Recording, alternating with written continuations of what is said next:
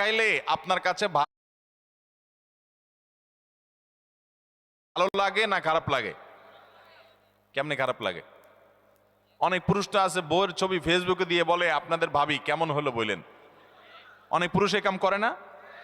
ফেসবুকে আবার কমেন্টে নিচে দিয়া দোস্তরা লেখে, দোস্ত ভাবি অনেক সুন্দর মাশাআল্লাহ, আবার মাশাআল্লাহ লেখে।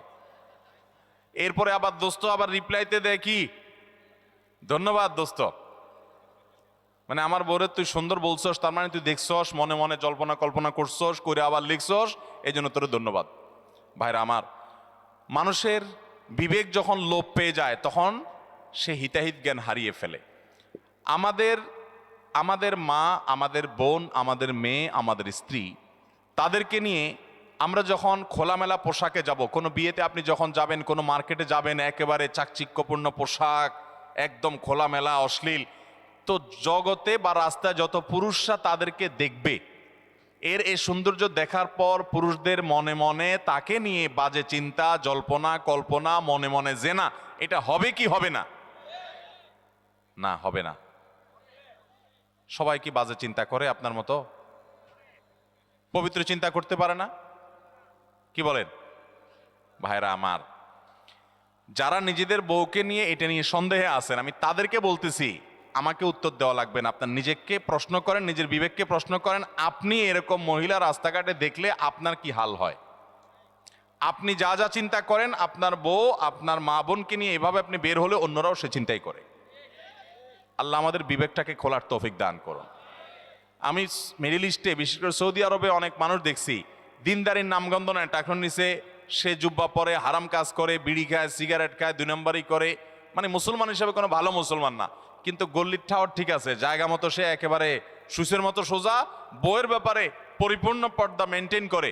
কোনো রাষ্ট্রীয় নির্দেশের কারণে না, বেশিরভাগ পুরুষরা এটা করে এই জন্য, কারণ সে জানে তো সে নিজে অন্যের মেয়েকে খোলামেলা দেখলে কি জল্পনা কল্পনা তার মনে আসে সে জানে, অতএব তার স্ত্রীকে নিয়ে গেলে অন্যরা কি জল্পনা করবে সে জানে, এই জন্য তার আত্মসম্মান বোধের জায়গা থেকে সেটা করে। মুসলমান নারী, তার ভিতরে আত্মসম্মান বোধ থাকবে যে আমাকে নিয়ে মানুষ বাজে চিন্তা করবে, জল্পনা কল্পনা করবে, নোংরা চিন্তা করবে, এটা কোনো নারী করতে দিতে পারে? একজন খোলামেলা বেপর্দা নারীকে দেখে যত মানুষ মনে মনে তাকে জেনা করে, সে মনের কথাগুলো যদি মানুষ বলতো, এই নারী জুতা দিয়ে পিটতে পিটতে রাস্তা যাইত। কিন্তু সে মনে মনে মানুষের এই জেনার কাজ সে করে যাচ্ছে। আল্লাহ আমাদেরকে পর্দার গুরুত্ব বোঝার তৌফিক দান করুন। এটা নারীর জন্য অসম্মান না, এটা নারীর জন্য বরং সম্মানের, এটা নারীর ইজ্জত রক্ষার জন্য সবচেয়ে বড় মাধ্যম। আমাদের সেকুলার, অতি সেকুলার, উগ্র নাস্তিক বন্ধুরা বলে যে হুজুরদের মনটাই খারাপ, এই বেটারা বলে মহিলাদের দেখতে বলে তাদের বলে অবস্থা খারাপ হয়, এই বেটাদের চরিত্রই খারাপ। অর্থাৎ আমাদের এই ভাইরা যারা এই সমালোচনা করতেছেন, আমাদের এই ভাইগুলোর দ্বারা মনে হচ্ছে যে ওনাদের মনের ভিতরে কোনো এই সমস্ত বাজে চিন্তা আসে না, ওনাদের মনটা একদম ফেরেশতার মতো পবিত্র। এরকম যাদের কোনো চিন্তা জল্পনা কল্পনা আসে না, এরা হয় মিথ্যুক আর না হলে রুগী। হয় এগুলারে ডাক্তার দেখাইতে হবে, পুরুষত্বের ঘাটতি আছে, আর নাহলে মিথ্যুক। আল্লাহ তাআলা সৃষ্টি করেছেন এভাবে, তোমার কোনো মনে চিন্তাই বাজে আসে না, তোমার মতো এই অসুস্থ মানুষ, তোমার তো হাসপাতালে ভর্তি হওয়া উচিত। আল্লাহ রাব্বুল আলামিন আমাদেরকে পর্দার গুরুত্ব বোঝার তৌফিক দান করুন। অনেক পুরুষ আছে নিজের বউয়ের জন্য চাকচিক্যপূর্ণ বোরকা পরে নিয়ে যান। না ভাই, আপনার বউর যত সাজগোজ সব বাসা বাড়িতে হবে একান্তে। আপনি বাইরে রাস্তাঘাটে কেন বিলে বেড়াচ্ছেন? মহর দিয়ে বিয়ে করছেন আপনি, আর রাস্তাঘাটে মানুষকে দেখা বেড়াচ্ছেন। আত্মসম্মান বোধ থাকা উচিত। আল্লাহ আমাদেরকে পর্দার গুরুত্ব বোঝার তৌফিক দান করুন। তাহলে স্টাইলি বোরকা এগুলো পড়লে কিন্তু কাজ হবে না, বোরকার কাজ হবে না। আমি এখান থেকে গ্রামে যাব এবং ওই দিনই আবার চলে আসব, এক্ষেত্রে আমার নামাজ কি কসর করতে হবে? দেখুন, গ্রামে আমরা প্রত্যেকে যার যার বাড়িতে যখন যাব, সেটা আমাদের মূল ঠিকানা, আসল ঠিকানা হলে সেখানে আমি 1 ঘন্টার জন্য যদি যাই, নামাজ আমাকে পুরো পড়তে হবে। নিজের স্থায়ী ঠিকানাতে কখনো কসর হয়? পথে কসর হবে। বাড়িতে যখন চলে গেছেন, আপনার বাড়ি কুমিল্লাতে, আপনার বাড়ি চট্টগ্রামে, আপনার বাড়ি বগুড়াতে বা খুলনাতে বা সিলেটে, আপনার বাড়ি যেখানেই হোক না কেন, যখন সফরের দূরত্ব হবে, নিজের স্থায়ী ঠিকানায় 1 ঘন্টার জন্য যদি যান, সেখানে পুরো নামাজ পড়তে হবে, কসর চলবে। কিন্তু কিছু লোক আছে, গ্রামে বাড়ি আছে ঠিক আছে, কিন্তু তাদের গ্রামের বাড়ি এখন আর স্থায়ী ঠিকানা না। ধরুন আপনি ঢাকা শহরে বাড়ি কিনছেন বা ফ্ল্যাট কিনছেন, পাসপোর্টে, এনআইডিতে, সরকারি সব কাগজে পত্রে ঠিকানাতে আপনি স্থায়ী ঠিকানাও এটা, বর্তমান ঠিকানাও এটা।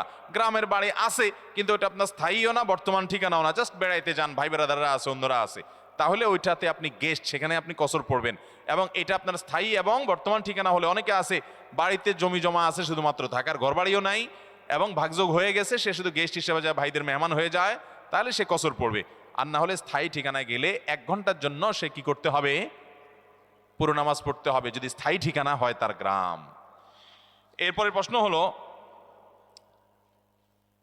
আমি অনেকবার তওবা করেছি, প্রত্যেকবারই ভঙ্গ হয়েছে, তাহলে কি আমি মুনাফিক হয়ে গেছি? না ভাই, তওবা হওয়ার পর তওবা ভেঙে যাওয়াটা অস্বাভাবিক নয়। আপনারা খুশি হবেন শুনে, আমাদের রব আল্লাহ রাব্বুল আলামিনের একটা গুণবাচক নাম হলো তাওয়াব। কি নাম ভাই? তাওয়াবের মানে জানেন? আল্লাহ আকবার। রিপিটেডলি, বারবার যিনি বান্দার তওবা কবুল করেন। এই জন্য ভাই, একবার গুনাহ হয়ে গেছে, আল্লাহর কাছে তওবা করেছেন, চেষ্টা করছেন যে আর যেন না হয়, কিন্তু আবার শয়তান কাত করে ফেলে দিয়েছে, আবারও তওবা করে ফেলবেন এবং দুর্বল হবেন না। এখানে ইবলিস আপনাকে বলবে, তুই এতবার একই কাজ করে তওবা করছস আল্লাহর কাছে, আবার কোন মুখে তওবা করবি? থাক, বাদ দে। আপনার তওবা থেকে দূরে সরাবে। এটা হলো শয়তানের সবচেয়ে বড় অস্ত্র। কখনো নিরাশ হওয়া যাবে না। তওবা আগের বারের চাইতে পরের বারটা আরো স্ট্রং করবেন, যে ঠিক আছে আগের বারটা তওবা আমি দুর্বল ছিল, এটাকে আরো স্ট্রং করব, চেষ্টা করবো না ইনশাআল্লাহ। তাহলে তওবা বারবার করতে হবে, বারবার করতে হবে। ভেঙে গেলে আরো শক্ত, হার্ডলি তওবা করতে হবে, নিজের প্রতি নিজে শাসন চালাতে হবে। এভাবে ইনশাআল্লাহ সামনে আগাইতে হবে। ভারতবর্ষে একজন কবি বলেছেন, আরে ইয়ে কুস্তি তো হয় অমর ভর কি, কবি ও দাবালে কবি তু দাবালে। ইবলিসের সাথে তোমার এই লড়াই তো সারা জীবনের। কখনো ইবলিস তোমাকে কাত করে ফেলে দিবে, তোমার দ্বারা গুনাহ করায় ফেলবে, আবার কখনো চোখের পানি ফেলে কেঁদে কেটে আল্লাহর কাছে একান্তে। ভাইরা, কিছু নির্জন সময় কাটানো দরকার। আমাদের কোনো নির্জন সময় নাই। নির্জন সময় হলে ওই মোবাইলে আমরা ঢুকে পড়ি, মোবাইল টোবাইল বন্ধ করে ফেলে দিনে রাতে 24 ঘন্টার ভিতরে 5 ওয়াক্ত নামাজের পরে আগে যে কোনো সময় অন্তত 2-4-5টা মিনিট একটু চিন্তা ভাবনা করবেন, একটু নিজের হিসাব মিলাবেন, আল্লাহর সাথে কথা বলবেন। আজকে একটা গুনাহ হয়ে গেছে, আজকে একটা কাস্টমার মহিলা আসছে, তার সৌন্দর্য দেখে তাকে নিয়ে বাজে চিন্তা জল্পনা কল্পনা করেছি, নোংরামি করেছেন, গুনাহ কাজ করেছেন। কোনো কাস্টমার এসেছে, তার সাথে ফাঁকি ঝুঁকি দিয়েছেন, 2 নাম্বারই করেছেন, মিথ্যা কথা বলেছেন, কিনা দর এত আসে বলেছেন, আসলে এত আসে নাই। এই যে মিথ্যা বলেছেন কয়টা টাকার জন্য, এই টাকা দুনিয়াতে থেকে যাবে, মিথ্যাটা আপনার আমলনামা যুক্ত হয়ে আখিরাতে যাবে। এইসব কথা চিন্তা করে আল্লাহর কাছে চোখের পানি ফেলে একান্তে, আল্লাহ করে ফেলেছি আজকে শয়তানের পালায় পড়ে, আল্লাহ খেয়াল ছিল না, আপনি মাফ করে দেন। মালিক, আপনি মাফ না করলে কিয়ামতের ময়দানের শাস্তি হবে ভয়াবহ। দুনিয়াতে আপনি ছেড়ে দেন, আল্লাহ মাফ করে দেন। মাফ চায়া দুনিয়া থেকে ওইটাকে নিষ্পত্তি করেন, একটু চোখের পানি ফেলেন, সেজদায় পড়ে যান, 2 রাকাত সালাতুত তওবা নামাজ পড়ে আল্লাহর কাছে মাফ চান, এরপরের দিন আরো স্ট্রং করেন। এভাবে আপনি লড়াই চালাতে থাকবেন। আরে ये কুস্তি তো হয় অমর ভর কি, কবি ও দবালে কবি তু দবালে। শয়তান গুনাহ কমা আপনার দ্বারা করায় সে জিতে যাবে, আর আপনি তওবা করে চোখের পানি ফেলে গুনাহ মাফ করিয়ে তারপরে আপনি শয়তানের উপরে জিতে যাবেন। তওবা করতে থাকবো তো ইনশাআল্লাহ। তওবা করতে কখনো ক্লান্ত হবেন, তওবা অব্যাহত রাখবেন, অনবরত রাখবেন। দুনিয়াতে কোনো ফেরেশতা মানুষ নাই, সবাই গুনাহ করে। এর মধ্যে সবচেয়ে উত্তম মানুষ হলো গুনাহ করার পর যে নিজের ভুল বুঝতে পারে, নিজেকে শাসন করে সংশোধন করে সে তওবা করে মাপ চায়। মনে রাখবেন, যে ব্যক্তি তওবার শর্ত আদায় করে তওবার শর্ত কি? তওবার শর্ত হলো যা আদায়, যে কাজটা করেছি গুনার কাজ, এটার জন্য নিজেকে নিজে শাসন করলাম, কেন আমি এত নিকৃষ্ট কাজ করলাম, আল্লাহ আমার প্রতি কত এহসান করেছেন, কত অনুগ্রহ করেছেন, আমার জীবনে কত বিপদ এসেছে, আল্লাহ উদ্ধার করেছেন, তাহলে আমি কেন এই গুনার কাজটা করলাম? নিজেকে শাসন করা, ভবিষ্যতে না করার পরিকল্পনা করা, লজ্জিত হয়ে চোখের পানি ফেলে আল্লাহর কাছে মাপ চাওয়া। এই কাজটা যদি আপনি বারবার করেন, আপনি নিশ্চিত থাকতে পারেন আপনার তওবা দিন দিন আস্তে আস্তে স্ট্রং হবে এবং একটা সময় আপনি গুনাহ ছাড়তে পারবেন ইনশাআল্লাহ। এই জন্য তওবা কখনো ছাড়া যাবে, যতবারই তওবা ভাঙুক, তওবা আরো স্ট্রং করে করতে হবে। এরপরে প্রশ্ন হলো, কেউ কালো জাদুগ্রস্ত হয়েছে এমন যদি জানতে পারে, তাহলে তার করণীয় কি? এ বিষয়ে আমরা বিভিন্ন জায়গায় প্রশ্ন পাই, ভালো করে শুনে রাখেন। বিশেষ করে আপনারা পুরান ঢাকার কাছাকাছি এলাকার মানুষ, পুরান ঢাকায় সবচেয়ে বেশি, চট্টগ্রামে প্রচুর পরিমাণে আছে। আমাদের দেশে এখন ব্ল্যাক ম্যাজিক, কালো জাদু যেটাকে আমরা বলি, এই কালো জাদু টোনা এগুলো এই পরিমাণ বাড়ছে। আমি সারা দেশে ঘুরে বেড়াই, শত শত হাজার হাজার মানুষের প্রশ্ন আমার কাছে আসে। প্রতি সপ্তাহে এভারেজ আমার কাছে অন্তত 25 থেকে 30 হাজার প্রশ্ন মানুষের আমার কাছে আসে। আলহামদুলিল্লাহ, শুধুমাত্র শুক্রবারের লাইভে আমাদের 15 থেকে 20 হাজার 1 ঘন্টার মধ্যে প্রশ্ন আসে। এই হাজার হাজার প্রশ্ন নিয়ে আমরা কাজ করি। মানুষের অবস্থা আমি জানি প্রশ্নগুলোর মাধ্যমে। এই দেশে প্রতিটা ঘরে ঘরে ব্ল্যাক ম্যাজিকের রুগী আছে। আল্লাহ যাকে বাঁচাইছে তারা ভিন্ন, কিন্তু আমি দায়িত্ব নিয়ে বলতে পারি, ম্যাক্সিমাম ফ্যামিলিতে ব্ল্যাক ম্যাজিকের রোগী ভরা, আমরা টেরও পাচ্ছি না। ছোট পোলাপান, অস্বাভাবিক চিল্লাচিল্লি, অস্বাভাবিক দুষ্টামি, ওই দুষ্ট জিনের উপদ্রব অথবা ব্ল্যাক ম্যাজিক। অসুস্থ, কোনোভাবে ভালো হচ্ছেন না, বহু ট্রিটমেন্ট করছেন, চেক আপ করেছেন, ডায়াগনোসিস হচ্ছে না। সবসময় নিশ্চিত না, কিন্তু অনেক ক্ষেত্রেই এগুলা ব্ল্যাক ম্যাজিকের রোগী হওয়ার সম্ভাবনা। আপনারা দেখবেন ফেসবুকে ইদানিং এই উৎপাত বেশি বাড়ছে। বিভিন্ন পোস্টের কমেন্টে দেখবেন পোস্টার দিয়া প্রচার করে তান্ত্রিক অমুক কামরূপ কামাখ্যা থেকে প্রশিক্ষণ প্রাপ্ত। দেখছেন নি? এগুলো হলো শয়তানের খালাতো ভাই, সাক্ষাৎ খালাতো ভাই। এবং আপনার বিভিন্ন ঢাকা শহরের পিলারে পিলারে দেখবেন এই তান্ত্রিক অমুক, ভাগ্য বদলায় দেয়, এটা করে সেটা করে, এসব শয়তানি অ্যাডভার্টাইজ দেখছেন না? দেখেন নাই? ব্ল্যাক ম্যাজিক এটাকে এক সময় আমাদের এক শ্রেণীর শিক্ষিত মানুষ বলতো যে এগুলো হুজুরদের আজগুবি আজগুবি কথা, কিসের আবার ব্ল্যাক ম্যাজিক, দেখা যায় না, শোনা যায় না, বুয়া বোগাস কথাবার্তা। ভাইরা আমার, এই যে কদিন আগে বিশ্বকাপ ফুটবল শেষ হয়ে গেল, আমি নিজে অনেকগুলো মিডিয়াতে দেখেছি বিশ্বকাপ ফুটবলে অনেক বড় বড় খেলোয়াড়দেরকে দুর্বল করার জন্য প্রতিপক্ষের খেলোয়াড় বা বাজিকরেরা, বিভিন্ন লোকেরা ব্ল্যাক ম্যাজিক করেছে এবং কোটি কোটি টাকা খরচ করে ব্ল্যাক ম্যাজিক করে তাদেরকে অচল করে দেওয়ার চেষ্টা করে। আরে বিশ্বকাপ অনেক দূরে রাখেন, আমার দেশে আসেন। একটা খেলা আছে, নাম হলো পাতা খেলা।